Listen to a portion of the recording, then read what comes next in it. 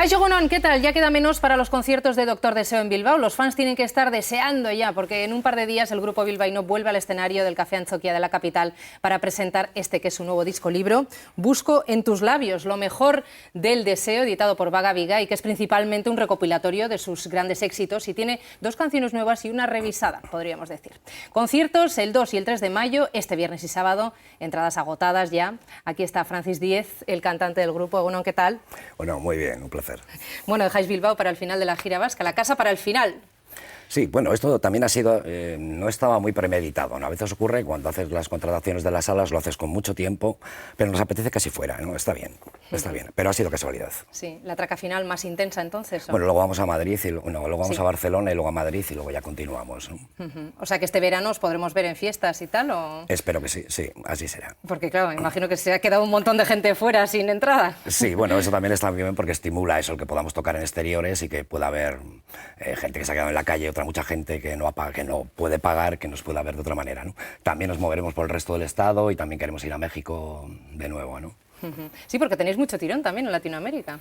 Bueno, México es un sitio increíble, eso de entrada. Desde que existe Internet, evidentemente, en toda Latinoamérica o Hispanoamérica conocen muchísimo la música que se hace aquí, tanto la más mainstream como lo más alternativo, y hacen un seguimiento impresionante. Y México, la verdad que es un sitio que ahora mismo está en un momento explosivo en cuanto a cultura y a música, ¿no? ¿Este es vuestro 14º trabajo? ¿Con las mismas ganas o se va perdiendo punch? ¿En qué momento estáis? No, tenemos hasta una técnica, yo creo, y hasta un método de funcionar para precisamente que el deseo se mantenga y sea tan potente o más que al principio, ¿no? Nosotros hacemos una gira después de un disco y el 6 de enero desapareceremos en una fiesta que haremos de Reyes y desaparecemos durante un año de lo público. Nos dedicamos a vivir fuera de los escenarios, a generar material nuevo, a trabajar, pero fuera de los escenarios, ¿no? Esto te hace que jamás llegues a saturarte y que tengas unas ganas impresionantes. Es más, siempre lo dejas incluso cuando el deseo todavía está alto, cuando todavía tienes más ganas de tocar. Entonces es el momento de parar para precisamente acumular ganas. Pero bueno, queríais parar, pero esto ha sido inviable, según habéis dicho, ¿no?, en otras entrevistas. ¿Qué es parar? Bueno, pero en realidad paramos de lo público, nada más. O sea, paramos de los escenarios, porque tampoco se puede estar viviendo siempre encima de un escenario, porque terminaríamos generando canciones sobre los escenarios o sobre los músicos, que eso está muy bien para un sindicato, para cualquier otro tipo de cosas, ¿no? Entonces, lo que sí que hacemos es desconectar de todo esto, que es un mundo muy guapo, pero que merece la pena también vivir debajo del escenario para poder generar historias nuevas, vivir emociones distintas, evolucionar como personas al margen del escenario y generar algo diferente.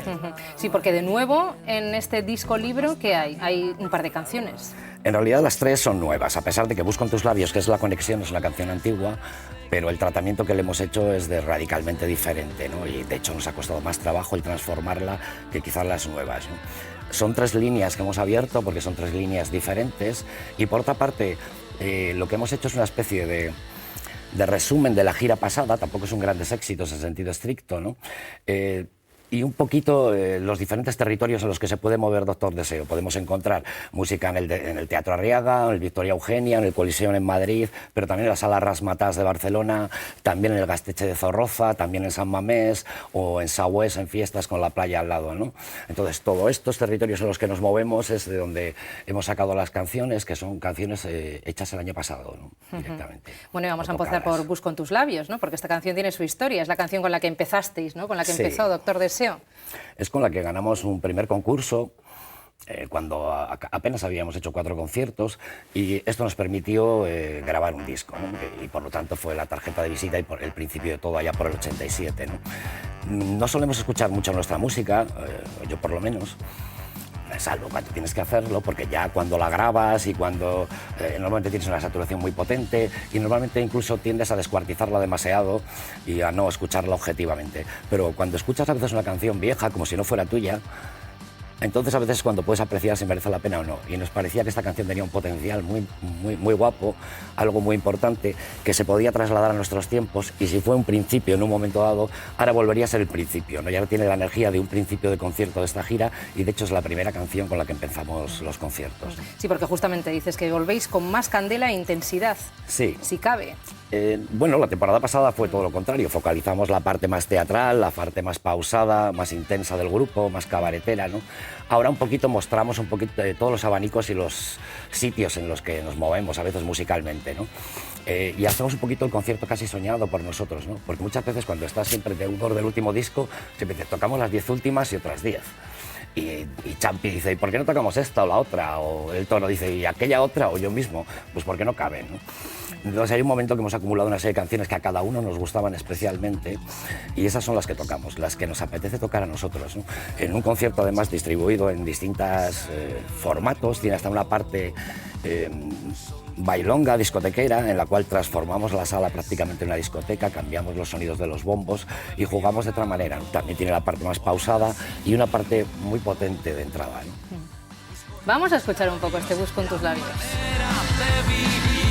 Me parto la cara por un segundo en tu cuerpo. Busco en tus labios la manera de vivir. Me parto la cara por un segundo en tu cuerpo. Me parto la cara por un segundo en tu cuerpo. Bueno, ¿estas letras siguen estando de actualidad en vuestro grupo? Sí, en este caso sí. Busco en tus labios nos parecía que era un territorio ideal, que quizás sea donde siempre hemos trabajado, ¿no? Aparte de la sensualidad que tiene ya en sí, ¿no?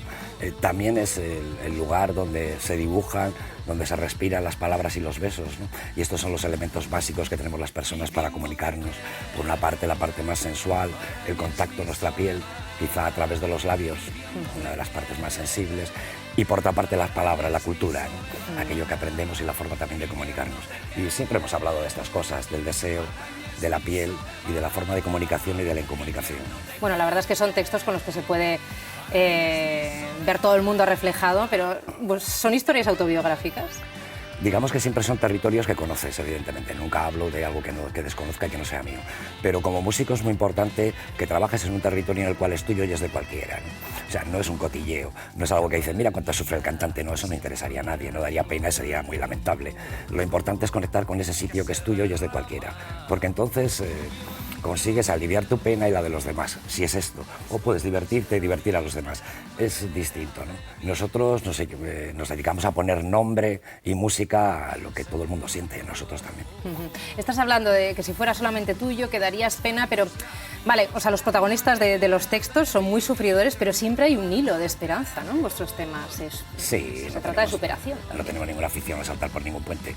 De momento, bueno, las grandes músicas siempre han sido así, ¿no? Si uno escucha el flamenco es un lamento perpetuo, ¿no? Y muy potente. Si uno escucha el blues es un quejido también, ¿no? Entonces, ¿esto qué significa, no? Que simplemente la música ha sido un cauce para aligerar y poder exorcizar la tristeza que todo el mundo acumula en la vida, ¿no? Entonces, tener cauces para sacarlo, seguir aquello de quien canta su mal espanta, es algo que es liberador, que va muy bien y la música tiene, entre otras cosas, esa función, ¿no? Esto es, no somos ninguno sufridores especialmente, no más que tú ni más que cualquiera de los que están aquí. ¿Cuántos años lleváis haciendo música ya? Pues no los he contado, pero unos cuantos. Desde Empezamos los 80. en el 87, soy de letras, unos cuantos. Claro, hay mucha gente que, bueno, que igual tampoco te conoce especialmente, conoce tu música y tal, pero sabe que has sido panadero. Sí. ¿Tú por qué diste el salto a la música? ¿Cómo se produjo este salto? En realidad yo quería ser saxofonista. Esto es para lo que quedé mucho tiempo.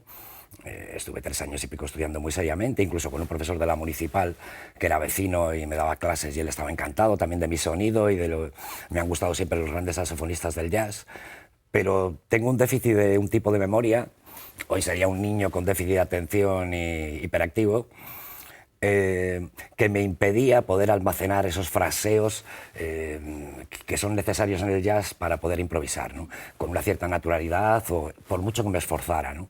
Podía componer cosas, porque sí que tengo un cierto nivel de creatividad, pero me era imposible recordarlos hasta los míos. Entonces, ese déficit de memoria me hizo quemarme un poquito porque me gustaba demasiado el instrumento como para no intentar llegar al máximo, ¿no? Entonces, con harta tristeza lo dejé y me compré una guitarra y vi que en el territorio de la cultura pop, de hacer canciones, pues bueno, podía hacer algo, ¿no? Es un territorio realmente más sencillo que el jazz, donde lo importante no es tanto la técnica, sino el tener algo que contar y que comunique con los demás. y bueno, fue una casualidad. Ahora que has hablado, ¿no?, de tu frustración con el saxofón, la verdad es que por este programa han pasado muchos músicos que lo han pasado realmente mal con un instrumento. Y han hablado en algún momento de que no se enseñan bien los instrumentos, porque justamente, ¿no?, o sea, vale que sí que hay que dedicarle mucho tiempo, ¿no?, pero como que algo falla en la educación musical. Sí, antes fallaba mucho más todavía porque a veces a niños muy pequeñitos se les metían cosas demasiado duras y excesivamente abstractas, como era estudiar durante mucho tiempo solfeo de una forma demasiado tradicional, demasiado dura para un niño, alejados incluso de los instrumentos. Y en ese sentido sí, pero yo creo que hoy en día ya están cambiando un poco las cosas, ¿no? Y ahora un niño empieza ya a tocar casi desde el primer día, ¿no?, su instrumento, a aproximarse a él, o incluso si es más pequeño, a jugar con el solfeo y la percusión y hacerlo algo más lúdico, ¿no? Sobre todo yo creo que ahí se truncaron muchísimas carreras porque a muchos niños terminaron odiando la música, ¿no? Se les empezaba a obligar a que hicieran no sé cuántos años de solfeo, no sé cuántos de piano, y claro, a un niño no le puedes meter esta candela, ¿no? Ya, pero alguien que quiere ser músico, bueno, este es tu caso, ¿no?, que al final lo consigues, o sea, sí, acabas haciéndolo. Luego hay gente que está ahí, lo haces y por supuesto, y tienes que saber que todas las cosas importantes en esta vida son difíciles, eso no es ningún problema, eso es el estímulo precisamente, ¿no? Y bueno, y dedicas tu vida a ello y ya está, ¿no? Y bien, a gusto, ¿no te arrepientes? Bueno, a veces sí, te quiero decir pero esto ocurre, ¿qué madre no dice a su niño de vez en cuando es que lo mataría, ¿no? Entonces en la música también ocurre muchas veces que dices, estoy hasta las narices, ya cuando te pones muy folclórica puedes decir incluso aparta de mi señor este cáliz, pero eso es lo normal, entonces ya sabes que estás en uno de los bajones al uso, cualquier cosa que amas hay momentos en que quieres abandonar, pero te quedas. El hecho de haber sacado solamente 2 o 3 canciones nuevas, ¿esto significa que estáis en un momento de baja creatividad? No. Era lo que queríamos en ese momento, porque eso nos permitía hacer un tipo de gira y de concierto especial. Y por otra parte también, a veces llevábamos ya mucho tiempo sacando un disco nuevo cada 2 años, ¿no? También por honradez, a veces piensas que no, siempre hemos tenido muy ligados la evolución estética y personal, ¿no?, para que no sea una cosa artificial, o sea, no tenemos el nivel suficiente como para poder hacer el tipo de música que quisiéramos, sin más, ¿no? Pero nunca nos ha interesado esto, ¿no? Nos ha interesado que el nivel de evolución musical esté íntimamente ligado al nivel de evolución personal. A veces yo no sé si evoluciono tanto, entonces por eso también merece la pena parar, ¿no? Pero la creatividad ha ido en otros terrenos. Oye, por cierto, ¿no estás sacando el columpio esta vez? No, porque ya lo he hecho otras veces. La verdad es que mucha gente te ve sentado encima del columpio, ¿no? Sí. Y da como pena no ver el columpio, porque tiene que ser una gozada estar ahí cantando, ¿no?, encima del columpio, mirando al público. La primera vez que estaba dentro del escenario del Teatro Arriaga, se levantó el telón y yo estaba sentado en mi trapecio y vi todo el Teatro Arriaga lleno, la verdad es que pegué un subidón tal que casi doy con la cabeza en el techo. Fue tan impactante, tan potente, que la verdad que sí, que es una buena perspectiva la que se tiene desde allí. Se canta y se toca de forma diferente, ¿no?, cuando estás en un teatro, ahora los conciertos los estáis dando en salas o al aire libre en las fiestas. Sí, es diferente. Cuando estás en un teatro, evidentemente lo que hacemos, primero hicimos un disco ad hoc para los teatros, un disco más teatral, como era Al amanecer seguir soñando, un disco más onírico, que luego lo trabajamos con imágenes en directo, con Virginia cantando y con Joe tocando los saxos, o sea, añadiendo 2 músicos más. Entonces, digamos que canalizábamos o visualizábamos un poquito la parte más teatral, más pausada e intensa del grupo, ¿no? No merece la pena tocar caña en un teatro cuando la gente está sentada, es mucho mejor provocar otro tipo de emociones. Pero bueno, si se levanta no pasa nada, ¿no? Incluso se da ilusión. No, de hecho, depende de la rigidez de los guardabutacas, había mucha diferencia de unos sitios a otros, sí, había momentos en Madrid en concreto, en Colisión todo el mundo acabó adelante, los de abajo arriba, bueno, los de arriba abajo, bueno, aquello fue impresionante, vamos, pero eso no lo permiten en todos los sitios. Ya. Bueno, seguimos repasando los temas nuevos de este álbum, aunque siga siendo de noche. Por cierto, que a mí me recuerda un poco el inicio, me recuerda a London Calling de los Clash. Sí, tiene hasta el bajo. Sí. De hecho, empieza con un acorde de London Calling, luego nos vamos a otro distinto y el bajo de London Calling. Y para mí también es una canción un poco paradigmática de lo que es la actitud. Yo cuando vi London Calling en directo, cuando lo vi, el vídeo que había al respecto, ¿no?, y veía la actitud que ellos tenían, cómo se comía el micrófono, cómo iba hacia adelante y hacia atrás, la intensidad que ponía en todo ello, también percibía que ello era la forma de estar encima de un escenario, no estar desde la punta de los pies hasta la coronilla, dentro, ¿no? Y eso lo transmite esa canción, London Calling, y ese bajo es la urgencia por excelencia, ¿no?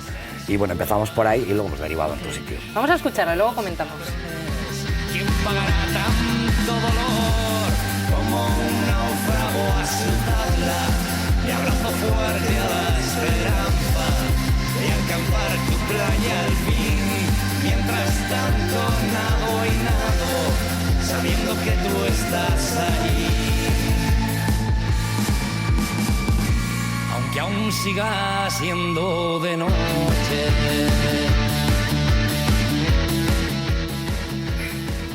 Bueno, ¿qué nos cuentas? Parece que hay mucha rabia social, ¿no? Bueno, es una canción en la que juega en la primera parte con el panfleto directamente, en esas ganas que todos tenemos a veces de vomitar y decir 4 cosas.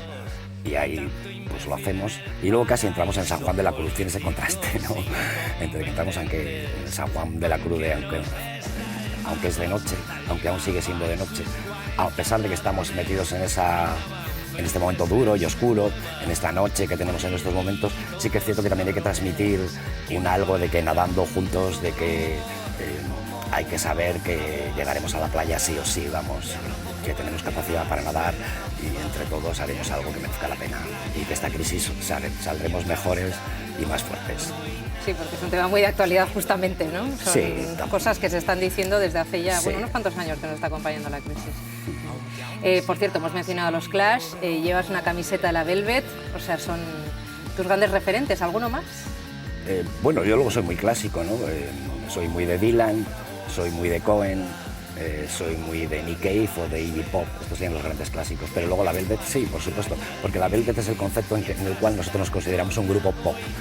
La Velvet también era un grupo pop, Andy Warhol con su Plátano y él en general también era un artista pop, popular music, ¿no? Aquello que parte de una sencillez y que la cotidianidad se eleva a categoría, ¿no? Bien, esas estamos, ¿no? Qué gracia, bueno, gracia, no sé, pues lo que has dicho, ¿no? Que os consideráis un grupo de música pop, pero luego también tiene un punto así como muy cabaretero. Sí, nos alimentamos. ¿Mezcláis mucho? A mí eso me marcó muchísimo. Yo de crío, el barrio chino bilbaíno, Las Cortes, cuando tenía 17 años y por lo tanto no tenía edad para andar por allá, todo el mundillo que había de cabaret, en aquellos momentos, por ejemplo, me impactó muchísimo Colorines, ¿no? El primer transformista que yo vi en el New York Times, ¿no? Yo entraba por allá, claro, intentando parecer mayor. Bueno, como ha hecho todo el mundo, ¿no? Y me impactaba muchísimo, ¿no? Después quizás la Ochoa y todos esos transformistas, no sé por qué, había una identificación. Esa forma que tienen tan especial de ser tan bestias y a la vez tan tiernos, de incluso colar una serie de cosas que en aquellos momentos eran tan difíciles y ellos lo hacían, tenían esa forma de comunicación tan potente en territorios a veces tan prohibidos, ¿no? Luego, evidentemente, ya descubres el cabaret alemán de entreguerras, a Kurt Weill, a Marlene Dietrich, la película Cabaret y esa otra estética también te impacta, ¿no? Entonces, digamos que esas dos cosas sí que es algo que marca la forma de estar en el escenario, o por lo menos una de las partes que marcan, ¿no? Sí, que no estáis cambiando de estética, desde luego que no, ¿no? O bueno, tal vez sí, ¿eh?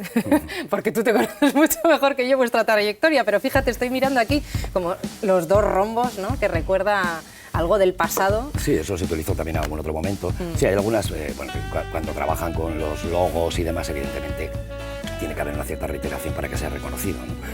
Doctor Deseo lo hemos puesto de muchísimas maneras, los 2 rombos lo hemos utilizado algunas veces y nos parecía adecuado, ¿no? Equivocarse hasta acertar. Este es el segundo tema, bueno, el tercero ya de los que hemos escuchado, pero el segundo nuevo. ¿Qué nos puedes contar de él? Tiene como 2 partes, una parte casi del principio que es como un bolero con el saxo de Joe tan guapo, ¿no? Y luego casi pasamos a la Motown, a un soul muy especial, ¿no? Es una canción que me gusta especialmente. Equivocarse es el camino, no conocemos otro método, pero lo importante es acertar. Bueno, aquí también esto va de que no hay que perder el ánimo. Sí, va de que en último término también siempre es cierto que a pesar de que las cosas vayan mal, siempre hay otra oportunidad normalmente. Y lo que sí que es cierto que lo que hay que hacer es concedérsela. La oportunidad está ahí normalmente. De esto habla y de otras cosas. Y bueno, y luego están pues, algunos grandes clásicos. Ahora te voy a pedir cuál es tu favorito, pero yo me quedaría con Corazón de Tango. ¿Qué hay detrás de esta canción? Pues empezó con una estupidez masculina muy al uso, que es como empieza la canción y luego deriva a otros sitios. Empieza con tuviste que decirme adiós, calles hundidas a mis pies para echarte en falta hasta la muerte, ¿no? Esta es una estupidez masculina muy al uso, que ahora las chicas estáis aprendiendo, que consiste en generar una inseguridad a la otra persona para sentirte tú más potente, más controlando la situación y parecer que es el rey del mambo y que no te afectan las cosas y que tienes un control sobre la situación hasta que realmente dices, mira, gilipollas, estás en la calle. Y entonces te das cuenta de todas las dependencias que tenías, de lo que sentías y de lo imbécil que has sido. Empezó por ahí, luego derivó a otros sitios. Oye, ¿alguna vez, por estas cosas que estás diciendo, ¿no? De las palabras que habéis puesto a muchos comportamientos, bueno, de hombre, de mujer, pero algún hombre se te ha acercado para decirte, joder, qué bien reflejas lo que llevo por dentro? O alguna mujer, pero bueno, ya que has hablado de hombres. Sí, esto ocurre. De tal forma que a veces esto genera a veces equívocos, ¿no? Hay gente que dice, joder, vamos, es que estás hablando de mis cosas, ¿no? Y incluso eso dice, joder, esta persona tiene que ser alguien muy especial. Vamos a ver, es que mis cosas, las tuyas, la del otro y las de más allá no son tan distintas. Cuando hablamos de emociones universales no son tan diferentes. Es nuestra función poner nombre a todo ello, ¿no? Es a lo que nos dedicamos. Bueno, y la gente de Bilbao, porque es un grupo de expresionismo bilbaíno, ¿no? Bueno, sin ir más lejos, el morirse en Bilbao, ¿no? No hay nada mejor. No hay nada mejor. Sí, bueno, Bilbao es el escenario de nuestra vida. En concreto, yo que escribo, claro, cada calle, cada rincón, cada esquina, su evolución es la mía, entonces, pero estoy muy ligado a ella, evidentemente, y bueno, como todo buen bilbaíno, encima un poco más, ¿no? Pero también es el canto a lo urbano, ¿no? Nosotros siempre hemos sido un grupo muy urbano, en momentos en que no todo era así. Es un canto a las ciudades cosmopolitas, donde hay gente de todo pelo, de todo lugar, de todo sitio, y la ciudad es capaz de fusionar todo eso y generar algo nuevo y distinto, ¿no? Con sus conflictos, evidentemente. Pero el Bilbao de hoy inspira tanto como el de antes, porque hoy Bilbao es mucho más bonito que antes. Sí, vamos a ver. Sí, sí que lo es y me alegro. Evidentemente el Bilbao de ahora es el que nos inspira. Quiero decir que no somos un grupo que nos interese mucho la nostalgia, ¿no? El Bilbao pasado también lo vivimos en su momento y así tuvo que ser, pero ahora mismo el Bilbao que nos interesa es también con sus conflictos, y que está muy bien de ciertas cosas, pero también hay cosas que están muy mal y otras que han mejorado y muchísimo. ¿Estáis trabajando ya en más cosas, en más temas? Sí, siempre. La música siempre es obsesiva y la verdad es que siempre estás dando vueltas a qué será lo siguiente, escuchas una música y te quedas con un bajo, o te quedas con una línea de batería, o de pronto hay una frase que te empieza a dar vueltas en la cabeza, o cuatro acordes. No te lo voy a decir. Chico, danos una pista para sacar un titularcillo. Porque mañana se puede perder perfectamente. Cuando están las cosas así tan en origen, ¿no? La verdad que a veces son muy inestables y lo que hoy te parece muy bien, mañana desaparece. Francis, ¿y cuál es tu canción favorita de todas las que habéis...? ¿Las escribes tú, por cierto? De todas las que has escrito. Eso es como preguntarle a un niño si quiere más a papá o mamá. Es posible que quiera más a uno que a otro, ¿no? O a mamá, dile a ver a cuál de sus criaturas quiere más. Si lo dice, varío, ¿no? O sea, evidentemente, las que tocamos siempre son las que nos apetece hacer. O sea, no tocamos nunca nada, por mucho que guste a los demás, que no nos apetezca tocarlo a nosotros. Pero no tengo un gusto especial, aunque sí que es cierto que estoy muy agradecido a canciones como Corazón de Tango o Abrázame, que han hecho que muchísima gente conozca esas canciones y no conozca ni siquiera al grupo, ¿no? Y eso la verdad que es una alegría, ¿no? Que haya trascendido un poquito al grupo, ¿no? Y eso está bien. Se comenta que vosotros sois un grupo que gusta a muchas madres. ¿Por qué? ¿Tú qué crees que hay detrás de esto? Una persona muy cercana a vosotros me lo dijo y es como, pues mira, fíjate. Y bueno, pues haciendo un pequeño test, ¿no? Pues sí que había muchas madres ahí, fans del grupo. Quiero pensar que no nos han visto pinta de críos. Cuidado. Seguro que no, pero... Lo que sí que he comprobado en los acústicos es que han venido muchas mujeres embarazadas, ¿no? Por primera vez muchas de ellas, incluso la última vez había una chica con gemelos y todas decían que los habían engendrado bajo la influencia de Doctor Deseo y venían agradecidos y querían que sus criaturas empezaran a escuchar ya desde la tripa ya Doctor Deseo. Y para nosotros la verdad que eso es emocionante. Que habían engendrado a sus criaturas escuchando Doctor Deseo. Sí, está bien que lo que hagamos sirva para algo y si es para esto... Pues sí, ¿no? Fíjate. Yo qué subidón te tiene que dar esto, si escucho ¿no? a Doctor Deseo, vamos... No, para mí es imposible. Oye, por cierto, Francis, esto es un disco libro que lo habéis editado para evitar que tenga el 21% de IVA. Sí, eso en principio nos apetecía, siempre hemos mimado todo lo que hemos hecho, ¿no? En todos los terrenos. Y si hacemos un objeto, queremos hacerlo bien y que tenga el máximo de lo que podamos dar, ¿no? También esto, no lo pensamos inmediatamente, también la posibilidad de escaquear este 21% que el señorito Montoro ha metido un poco de cargo a la cultura, ¿no? y la verdad que recomiendo que la gente se tire por el libro disco, porque claro, consigues que el IVA sea el 4% y no el 21% y poderlo vender un formato guapísimo en el cual puedes sacar muchas más cosas a un precio tan barato, bueno, al mismo precio que un CD casi, ¿no? Es porque los libros tienen el 4%. 4% y es lo único que menos mal, porque no me extrañaría que fuera capaz de subir incluso el IVA de los libros. Entonces aquí tenemos bueno, todas las letras de los temas, el CD, un DVD. ¿Qué más qué se puede encontrar en concreto la persona que compre? Bueno, el DVD tienes, primero hay un documental que nos ha hecho la gente de Videography, muy especial, de 1 hora prácticamente, que son visiones que tanto nosotros como gente que ha pertenecido a Doctor Deseo, como escritores como Kirmen Uribe, Itziar Arsiga o Edorta Jiménez o otros músicos, productores, digamos que son distintas visiones sobre Doctor Deseo. Y bueno, tiene algo especial, ¿no? Para la gente que nos pueda seguir, da claves de muchas cosas, ¿no? Luego hay 21 canciones grabadas la temporada pasada en distintos ámbitos, como te decía antes, que pueden ser el Teatro Arriaga, que puede ser Sagüés, en fiestas de Donosti, con la playa al lado y 8.000 personas, o puede ser el Gaztetxe de Zorroza, o San Mamés, o Razzmatazz en Barcelona, ¿no? Entonces, esos distintos territorios, las canciones antes tienen un sabor casi de videoclip, ¿no? Cogen elementos distintos en la misma canción, desarrollándola en distintos sitios, ¿no? Entonces tiene algo muy especial, ¿no?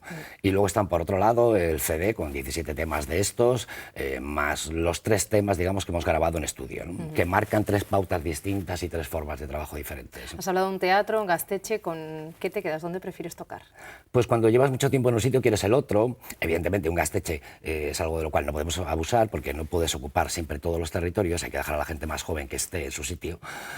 Nosotros siempre apoyamos todos los años a un Gaztetxe especial, porque también tenemos una deuda con todos ellos, que han generado una cultura de base que hace que muchos grupos puedan dar el salto después, ¿no? Eso es una cosa que la gente cuando viene de fuera flipa con esa infraestructura de Gaztetxes que se puede encontrar por el país, que permiten que muchos grupos puedan tocar y acceder a la gente, ¿no? Eso no ocurre en todos los sitios, ¿no? Y esto es una deuda que tenemos con ellos, ¿no? ¿Y la gente que toca en un Gaztetxe, tú le animas a seguir tocando para poder vivir de esto, como podéis hacer vosotros? ¿O? Yo le animo que siga tocando, siempre, que no piense en vivir de esto. Eso si ocurre, suerte, si no, se supone que es lo que te gusta y dedícale toda tu vida. Colaboraciones, tenéis muchísimas, bueno, ya has hablado, ¿no? de bastantes artistas que han colaborado con vosotros. ¿Os gusta? ¿Qué os aporta? Sí, la verdad es que primero el lujazo de la gente a la que tú aprecias que puedas estar con ella, ¿no? A mí, por ejemplo, yo siempre soy un fan absoluto de Anari o de Ayora, ¿no? O sea, son mis divas, o sea, las tengo en un pedestal. Poder cantar con ellas... Ayora de Seamáis. Ayora de Seamáis, bueno, yo cada vez que canto con Abrázame sin Ayora es la mitad de la mitad. Que lo acabamos de oír, por cierto. Yo cada vez que canto con ella me agacho, me callo en algún momento, me voy a su monitor y me agarro a su pierna. Y es tan emocionante que es un lujazo. Bueno, es un lujazo estar con Francis Díez hoy. Se me hace raro decir tu apellido, porque normalmente, bueno, no sé, siempre es como Francis de Doctor Deseo. Bueno, pues aquí lo tenemos, en vísperas ya del concierto, del par de conciertos que van a dar en el Café Antzoquia de Bilbao. Tú eres de Uribarri, del barrio de Uribarri, nacido en casa, además. Nacido en casa, sí. Mi madre me parió en casa como una campeona, entonces soy de Bilbao. Uribarri, el primer barrio obrero, por otra parte, de Bilbao, ¿no? Mira, hace poco creo que fue uno de los invitados que vino aquí, que dijo que todavía... Ah, no, una persona a la que he conocido hace poco que me dijo, todavía duermo en la habitación donde nací. Digo, ole, no habrá mucha gente. Qué bonito. Bueno, de pequeño querías ser, dependía de la película que hubieras visto el último domingo. En cualquier caso, cualquier cosa menos futbolista. Mira, hay muchísima gente que quería ser futbolista de pequeño, tú no. Sí, no me llevó la fantasía por esos territorios, o sea, no pensaba en ello, ¿no? La verdad que en aquella época íbamos al cine todos los domingos y depende de la película que fuéramos, pues queríamos ser vaqueros, indios, piratas, Superman, cualquier cosa, boxeador, torero, las cosas más peregrinas que cambiábamos cada 2 semanas, ¿no? Pero siempre héroes, ¿no? Siempre quería ser un héroe y salir un poquito de esa cierta miseria que había a veces antes, ¿no? O sea, que no eres de estos que van vendiendo el Athletic por todo el mundo. Pues, a diferencia de muchísimos bilbaínos. Soy del Athletic porque soy de Bilbao, pero no soy futbolero. Ayer, vamos, lo disfruté perfectamente. Este domingo estuve celebrándolo por todo lo alto, vamos. Sí, sí, es que es como para celebrar, desde luego. Bueno, y a partir de ahora quieres seguir conociendo lugares y personas que te estremezcan. La canción perfecta. Sí, eso es. Todo músico siempre busca hacer la canción perfecta, ¿no? Que sabes que nunca la vas a hacer, ¿no? Pero es el camino que hace que siempre estés ahí intentando hacer algo mejor, e intentando dar lo mejor, ¿no? Y luego viajar a sitios es algo que hago cada final de gira, ¿no? Lo mismo que la temporada pasada estuvimos en Jordania, un amigo y yo, y estuvimos perdidos en el desierto de Wadi Rum escalando, o la anterior en Mali, o la anterior en el mar Báltico helado, atravesándolo por allí 3 amigos con un par de trineos del Eroski y muchas ganas. Siempre me gusta encontrar sitios en el mundo que sean especiales, que sean capaces de conmoverte y también, sobre todo, personas, ¿no? Sí. Y hacer limpieza también para poder seguir creando, ¿no? Sí, y cambiar un poco también el chip. ¿Tienes miedo a la estupidez humana, incluida la tuya? Sí, yo creo que es uno de los problemas serios que tenemos como especie, ¿no? Irla descubriendo, aquella que nos paraliza, aquella que genera guerras, aquella que genera gente tan desalmada a veces, ¿no? Como muchísimos banqueros u otros, no hace falta ser banquero para ser un desalmado.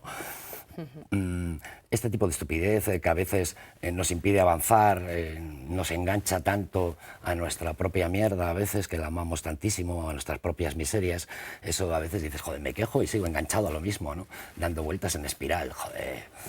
Ese es el tipo de estupidez que me joroba y que me asusta a veces, pero que también intento combatir. Cabezota, para lo bueno y lo malo. Sí, como buena Aries soy cabezota. Para lo bueno, porque evidentemente si quieres estar mucho tiempo en la música o quieres dedicarte a algo hay que ser un poco cabezota, si no, no hay manera. Pero luego también cabezota porque a veces es un petardo indecible y hay que parar el carro y decir, vale, lo siento. Bueno, y nos vamos con uno de tus grandes referentes, ¿no? Antes lo has mencionado, Leonard Cohen, con Susan, la canción Susan. ¿Por qué la has escogido para cerrar el programa? Porque Susan, cuando era muy jovencito, yo escuchaba todo tipo de músicas, me impactó muchísimo y en aquel tiempo, que era menor de edad, robé un libro del Corte Inglés sobre Leonard Cohen. A ver si van a venir a buscarte ahora. Bueno, creo que ya ha caducado. Ya ha prescrito el delito. Sí. Como muchos otros. Tendría 16 años, o sea que hace ya muchísimo. Lo siento, no voy a estimular a ello. Pero bueno, el caso es que me impactó tantísimo la letra, ¿no? La traducción. Eran tan ricas las imágenes que Leonard Cohen ofrecía en toda esta canción, ¿no? Que es un poquito casi como el resumen de toda su vida, en su forma de metáfora, en su forma de imágenes distintas, como hablaba de la entrega, como hablaba de la gente que te transforma. Hostia, que me impactó muchísimo. Yo creo que fue una de las cosas que me marcó la historia. Yo creo que algunas de las frases de Susan las he utilizado por ahí, o por lo menos lo que a mí me inspiraban, derivado de mi mala memoria. Eso es lo bueno que tienes, que puedes copiar, pero lo haces tan mal que parece algo diferente, ¿no? Pero seguro que a Cohen le he robado muchas cosas, ¿no? Y a otra muchísima gente, ¿no? Y era todo un impacto. Bueno, pues la buscaremos, Para las buscaremos en tu discografía. Adolescente rebelde. Francis, muchas gracias por haber estado aquí. A que ti, vayan Vanessa. bien, que sigas disfrutando de los conciertos, de la vida, de todo. Vale, pues muchas gracias. Y siempre con sombrero, ¿no? No siempre, pero... Casi. Casi. Qué ricasco. Gracias a vosotros también por estar ahí. Os dejamos con Susan, de Leonard Cohen. Agur. Watching from his lonely wooden tower, and when he knew for certain only drowning men could see him, he said, all men will be sailors then.